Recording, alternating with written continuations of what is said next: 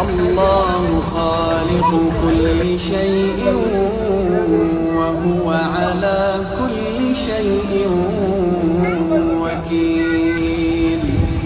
له مقاليد السماوات والأرض والذين كفروا بآيات الله أولئك هم الخاسرون.